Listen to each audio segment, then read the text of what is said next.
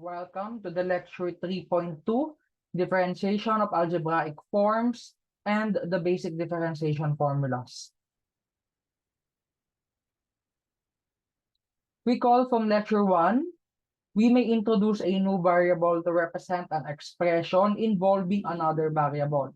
For example, given y is equal to 5x minus 5 times the quantity 6x plus 6, we may do the following as we please. Let u be equal to 5x minus 5 and v be equal to 6x plus 6. Then, y is equal to u times v.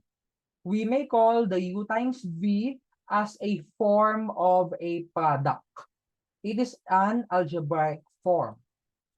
And then after that, we will perform the operations needed for the reason that we made such substitution.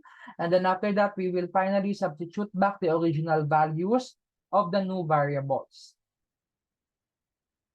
Examples of other algebraic forms. Let u, v, and w represent the original corresponding expressions. For example, x over x minus 5. We can use u and v to represent this as a quotient.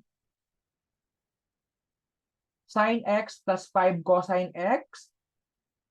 We can represent this as u plus v, where u is sine x and v is 5 cosine x. Next, we have the quantity cosine x plus e raised to x all raised to 5 to u plus v quantity raised to n, where u is cosine x and v is e raised to x, and n is equal to 5. So this is also an algebraic form, even though our original functions are transcendental. Fourth, we have ln x plus cosine x all over 2x minus 1. This is also a quotient, an algebraic form. Even though the functions on the numerator are transcendental, they are in an algebraic form in terms of the operations that involved between them, Let us now have the following differentiation formulas. Take note that the increment method or the four-step rule would be really tedious if that is what we are going to use for all the functions in getting the derivative. Now we have the differentiation formulas. These formulas are also obtained using the increment method. Let u, v, and w be a differentiable function of x, and let x be the variable of differentiation. When we say variable of differentiation, so that is the variable that is on the denominator of the differentiation operator. This one means the derivative of c with respect to x. All right, the first formula is actually the derivative of a constant, where the constant is a real number, either numerical or arbitrary. The formula implies that the derivative of a constant is 0. For example, the derivative of 5, 0. Derivative of negative 2, 0. The derivative of square root of 5, 0 also. The derivative of 1/2, 0 also. So those are real numbers. And also, we can also use algebra. And also, sometimes arbitrary constants are also used.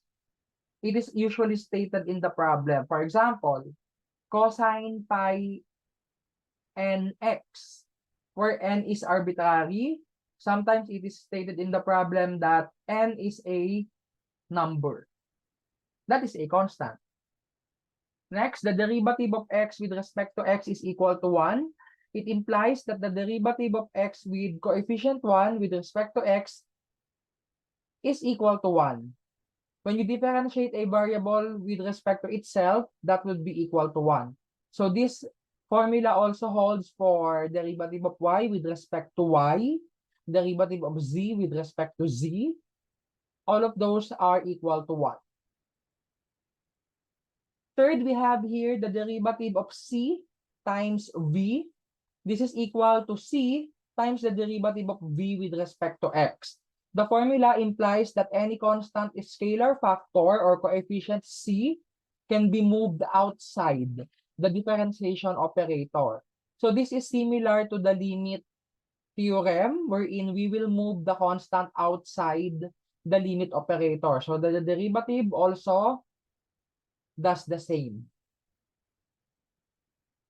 Fourth, we have the derivative of the quantity u plus b minus w. This implies that the differentiation operator is distributive to all of the functions. So this is what we call the sum rule. Next, we have the product rule. We have the derivative of u times v is equal to u times derivative of v with respect to x plus v times the derivative of u with respect to x. For easier memorization, the derivative of u times v is equal to u dv plus v du. It is important that you memorize these formulas because this will be used in transcendental functions and in integral calculus also. Next, let's have the quotient rule. The derivative of u over v is equal to v du minus u dv all over v squared. Next, what if the numerator of the quotient is a constant? It becomes like this. Negative c times the derivative of v with respect to x all over v squared. So take note that the first term here on the original quotient rule will be 0 since the derivative of a constant is 0. Next, we have the power rule. The derivative of u raised to n is equal to n times u raised to n minus 1 times the derivative of u with respect to x, where n is a rational number. Next, we have the square root rule. The derivative of square root of u is equal to 1 over 2 square root of u times the derivative of u with respect to x. These are the formulas in differentiating algebraic forms. Meaning to say, these can also be used when transcendental functions are already involved. The first example, find y prime if y is equal to 6x minus 3. First, let us get the derivative of both sides of the equation. Take note that this one is also the same as this one. Okay? We can actually remove the parentheses if it involves only one letter. That's okay. We will also get the derivative of the terms on the right-hand side of the equation. Since this is our first example, we will take it easily, step by step. Okay, next, we are going to apply the sum rule. Okay, so you distribute the differentiation operator to the terms. Since we have here subtraction, the symbol would be subtraction also. Okay, next. For this one, 6x, this one takes the form c times v. The 6 here is constant. We may move this outside. So what will be left is 6 times the derivative of x with respect to x, and then minus 0. 3 is a constant, so the derivative of 3 is equal to 0. Next, what is the value of this one? dx by dx, derivative of x with respect to itself, positive 1. So we have 6 times 1. And then finally, the y prime or the derivative of x, you may use any symbol, is equal to 6.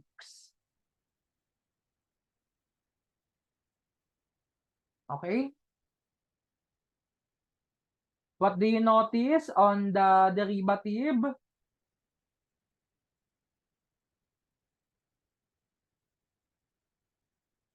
The derivative is the slope of y is equal to 6x minus 3. Okay, we will study about the application, geometric applications of the derivative in lecture 4. So that includes the slope. Next, perform the derivative of the quantity x raised to 5 minus 3x squared minus 4x plus 5 over x with respect to x. Here, we will not have y prime because there is no y that is introduced. So we will proceed with this one.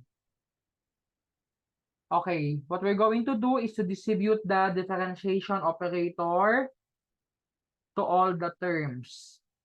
Okay, so we have here the derivative of x raised to 5 minus 3. We can now proceed with isolating the constant so that it would be easier for us.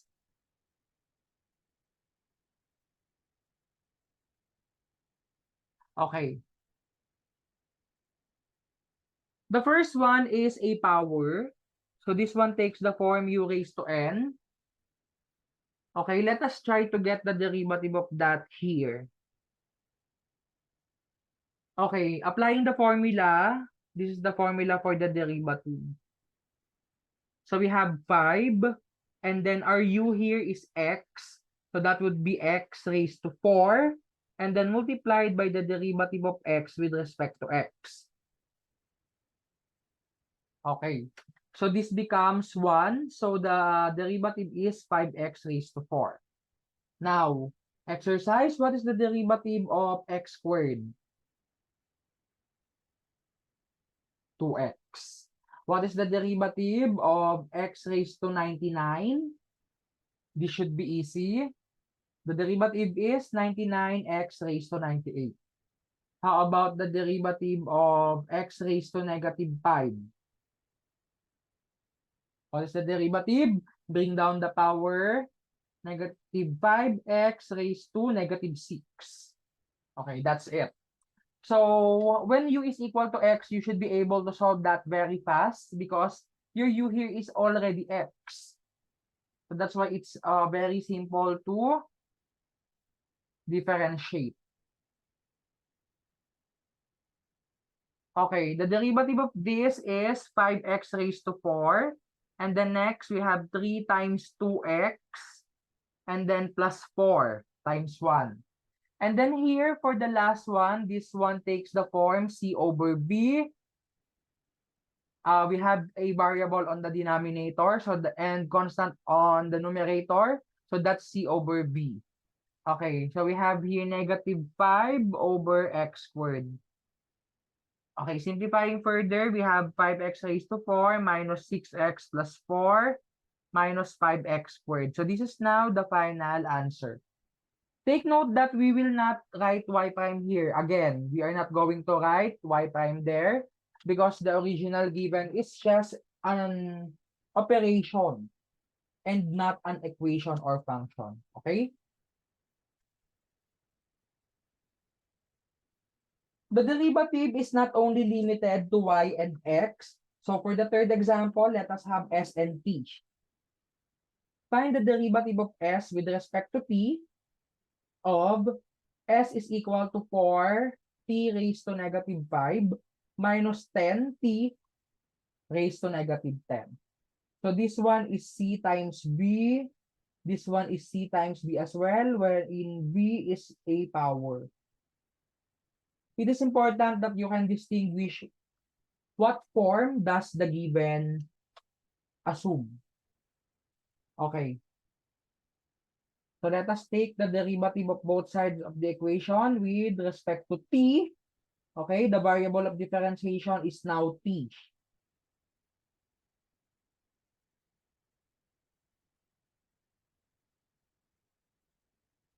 Now, what happens if ever you did this with respect to x? What happens? Suppose that we get the derivative of t raised to 5 with respect to x. The answer will be like this. 5t raised to 4. So take note that this is nu raised to n minus 1. And then we still have du by dx. Okay. Now, what is this here? So it would become dt by dx. It is wrong because dt by dx is not equal to positive 1 because they're not the same. The numerator and denominator are not the same. So that's why always observe the correct variable of differentiation so that you will not be wrong. Okay, next, we have here 4. We are going to move that outside. And also the 10 here. So we have 4 times. We can already differentiate this. Negative 5t raised to negative 6.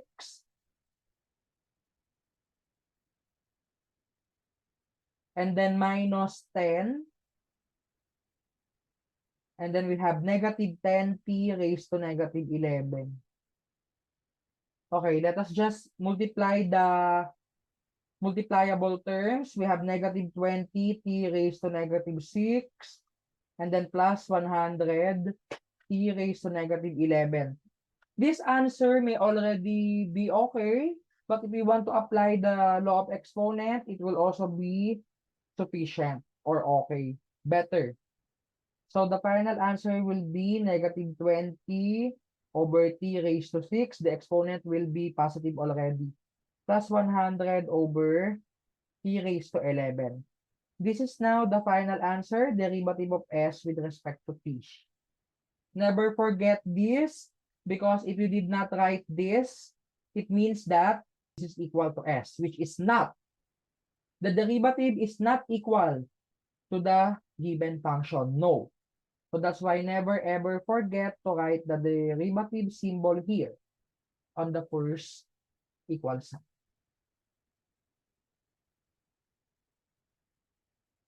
Fourth, we have here the derivative of y is equal to 8x minus 2 raised to 9. Okay, what form? Okay, in determining what form, let us take a look on the given 8x minus 2. And then after that, externally, we have a 9 on the exponent. So it implies that this is in the form u raised to n. Okay, 9 here is the n, and then the u is 8x minus 2. Okay, we can use the direct formula y prime is equal to 9 times the quantity 8x minus 2 raised to 8, and then multiplied by the derivative of the base, 8x minus 2. Okay, let us put a label here. So this is n. And then here we have u raised to n minus 1. And then this is the derivative of u with respect to x. Never ever forget that part. So we have 9 times the quantity 8x minus 2 raised to 8. The derivative of 8x minus 2 is equal to positive 8, just like our first example. So we have here 72 times the quantity 8x minus 2 raised to 8. This is now the final answer. Next, we have find the derivative of y is equal to 3 over the quantity x minus 6 raised to 5 over 2. Okay, this one takes the form c over v. However, it will be difficult for us if we will use the formula. So the derivative of that is this. Okay. Our denominator involves fractional power, so that is really difficult. What are we going to do here so that we will not use the quotient formula? We can actually use the law of exponent. Okay, recall from the law of exponent, 1 over u raised to n is equal to u raised to negative n. For all real numbers, we are going to write that here, x minus 6, and then the exponent would be negative 5 over 2. Now, what form is this? So this is constant, and then you have here u raised to n. Okay. We may use the formula right away. The derivative of y with respect to x is equal to 3. Okay, the 3 here will be automatically put outside. And then we multiply this by the derivative of u raised to n. The derivative of that would be negative 5 over 2. And then times the quantity x minus 6 raised to negative 5 over 2 minus 1. So that would be negative 7 over 2. Okay, ano pa? The next one is the derivative of the x minus 6, the u, positive 1. Okay, simplifying further the answer and multiplying the terms, we have here negative 15 over 2 times the quantity x minus 6 raised to negative 7 over 2. The final answer is negative 15 over 2 times the quantity x minus 6 raised to 7 over 2. So this is now the final answer. Find the derivative of m with respect to n if m is equal to the product of n minus 4 and n cubed plus n squared minus n plus 5. Okay, we may use the product rule here, or alternatively, we may multiply first the entirety. So let us do both. Solution number 1, let us multiply. Okay, let us multiply. We have n raised to 4, negative 4n cube, negative 4n squared, negative n squared. We have positive 4n, 5n, and then finally we have negative 20. So we will add diagonally. Okay, what would be the value of m? So the value of m is equal to n raised to 4, and then we add the diagonals, negative 4n cubed plus n cubed, that's negative 3n cubed, and then we have minus 5n squared plus 9n minus 20. Okay, so that is the product of these two. Okay, now we can easily get the derivative of m with respect to n. So what is it? So we have 4n cubed minus 9n squared minus 10n plus 9. So this is now the final answer. Let us have solution number 2. So using the product rule.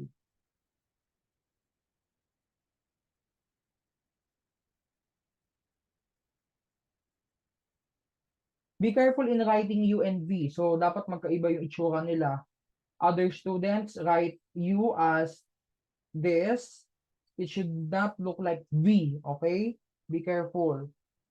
Okay, what we're going to do here is to let. Okay, let U be equal to n minus 4. Let V be equal to n cubed plus n squared minus n plus 5. Next, let us get the derivative of u with respect to n.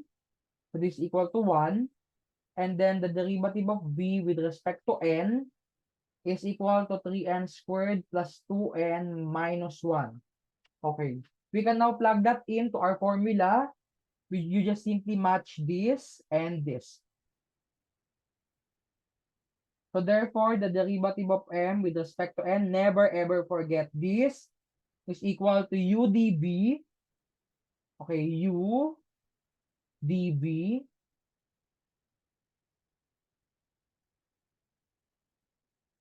plus v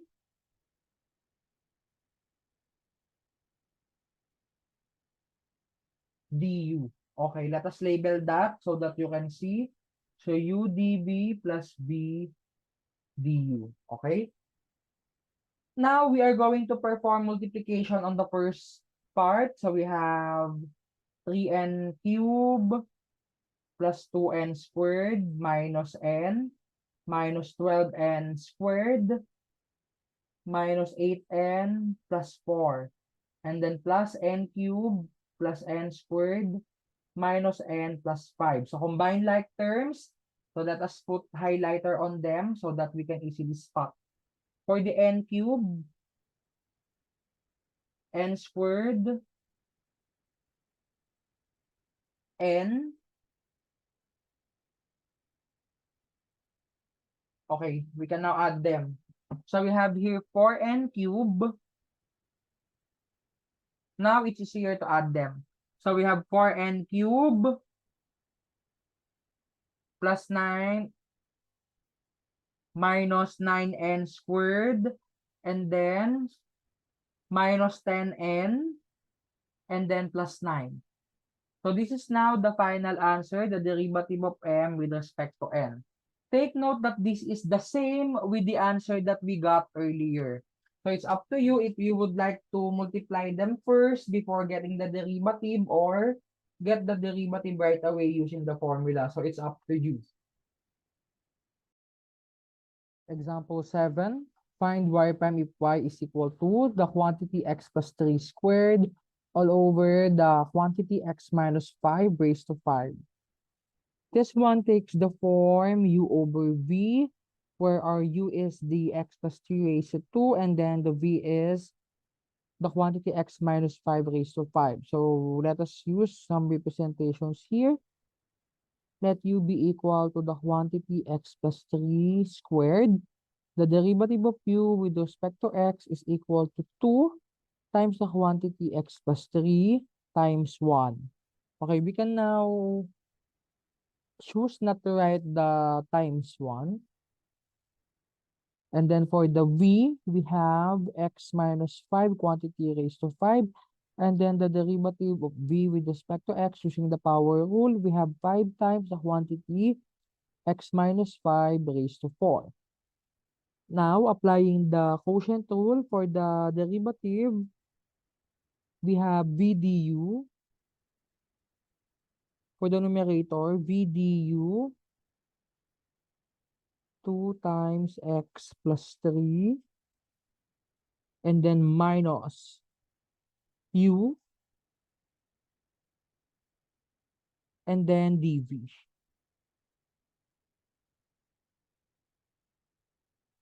dv is 5 times the quantity x minus 5 raised to 4. And then all over the square of the denominator.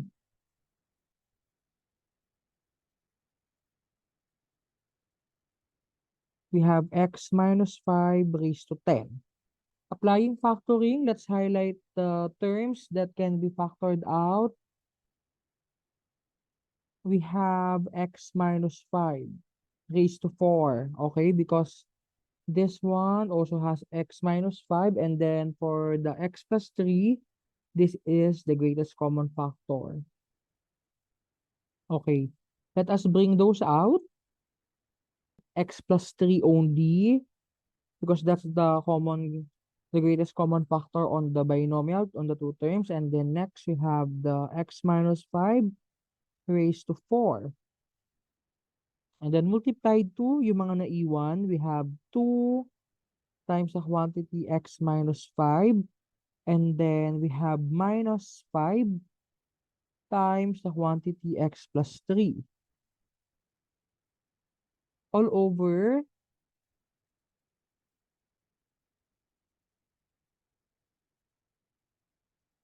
x minus 5 raised to 10. So this can already be canceled out. This one becomes 6. And then we will combine the terms inside the bracket. Be careful with the sign. We have your x plus 3, and then we have 2x minus 10 minus 5x minus 15 all over x minus 5 raised to 6. Okay, we have, sketch muna natin. We have negative 3x minus 25. So this is equal to negative 3x plus 25. So let's bring that out. So our final answer is negative, and then x plus 3, and then inside the next parentheses is 3x plus 25 all over x minus 5 raised to 6. This is our final answer. Okay, number 8. We have here, find y prime if y is equal to the quantity 5x minus 6 raised to 1/6 times 2x minus 1 raised to 3 over 2. So ito, let us have a special instruction, do not simplify. So we will just show the differentiation process, okay? So what will happen? So just like our previous example, this is U, and then this is V. We will employ the product rule. So we can now start. So we have UDV. Okay, this is your U, and then the DB.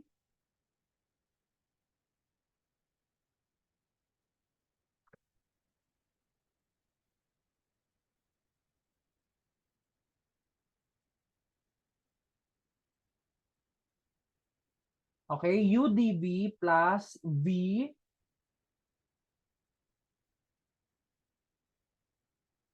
DU. Okay, the DU is 1/6. And then this one, raised to negative 5/6, and then times 5. So this is now our answer. So since we put here that do not simplify, this is now our answer. Number 9. Find y prime if y is equal to 4x minus 2 all over x squared plus x plus 1. Definitely, we have x on the numerator and denominator. This one takes the form u over v. Okay. So the derivative of u over v is equal to v du minus u dv. Take note that I'm just writing the shortcut, okay? And then over v squared. Okay.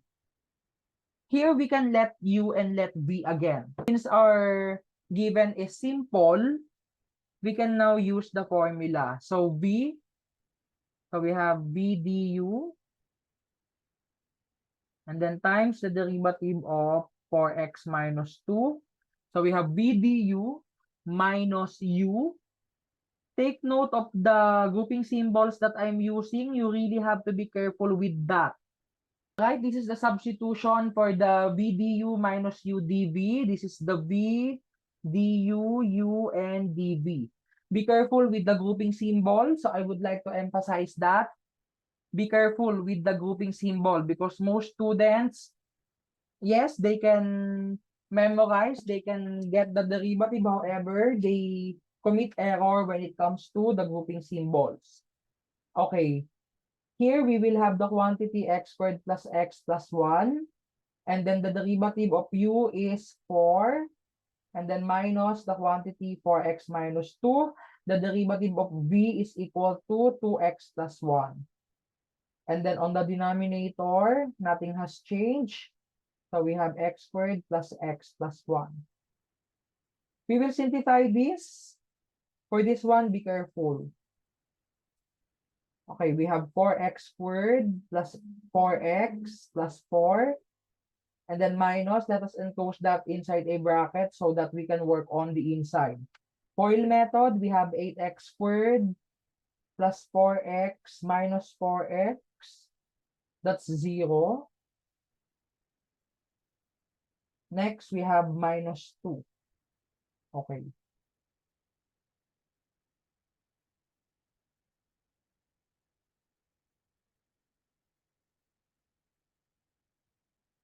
And then on the denominator, nothing has changed.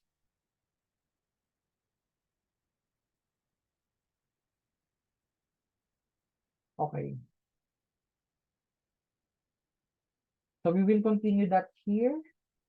So we have, okay, 4x squared minus 8x squared. That is negative 4x squared. And then plus 4x plus 6 all over the same denominator. So nothing has changed.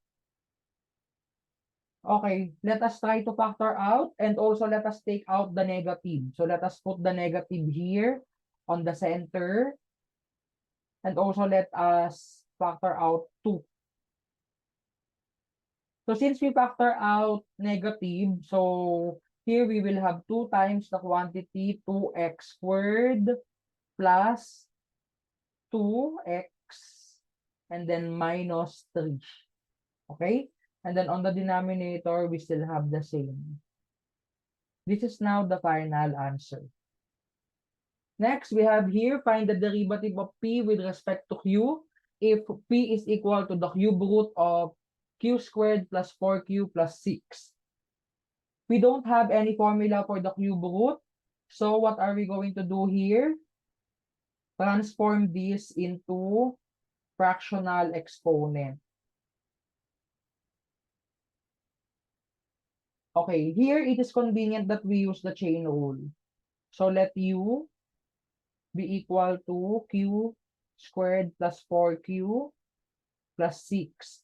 So therefore, the derivative of u with respect to q is 2q plus 4. Okay, after that, it implies that y is equal to u raised to 1/3. And what is the derivative of y with respect to u? So we have 1/3 u raised to negative 2/3 times 1. Okay, therefore, using the chain rule, the derivative of p with respect to q is equal to the derivative of p with respect to u times the derivative of u with respect to q. Okay, substituting, we have here 1/3 u raised to negative 2/3 and then times 2q plus 4. So that's a binomial. So let us enclose that inside a parenthesis. Okay. Substituting back the value of u and also putting u on the denominator. So we have 2q plus 4 all over 3 times. We have here the cube root of u. And then we also have here the power of 2 because we have 2/3 there. This is now the final answer. You have reached the end of the discussion. You are highly encouraged to answer the exercises provided at the end of this video courseware. Thank you for your attention.